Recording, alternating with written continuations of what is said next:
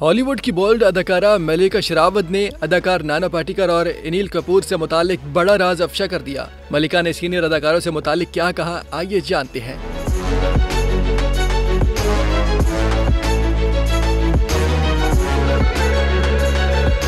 Film welcome के set का एक किस्सा सुनाते हुए मल्लिका शेरावत ने कहा, अदाकार अनिल कपूर और सीनियर अदाकार नाना पाटेकर मेरी तवज्जो हासिल करने के लिए झगड़ा करते थे और मैं खुद को बहुत खास महसूस करती थी। वो दोनों बहुत अच्छे इंसान और अदाकार हैं। उन्होंने ये भी बताया कि फिल्म की शूटिंग दुबई में हुई थी, जहां बहुत गर्मी थी और हमारा मेकअप भी जल्द खराब हो रहा था, लेकिन इस बात की किसी को भी फिक्र नहीं थी। बस हर कोई जल्द से जल्द शूटिंग मुकम्मल करके घर जाना चाहता था। वाज़ेह रहे कि फिल्म वेलकम की कास्ट में अदाकार अनिल कपूर, अक्षय कुमार, नाना पाटेकर, अदाकारा कैटरीना कैफ और मल्लिका शेरावत समेत दीगर अदाकार भी शामिल थे।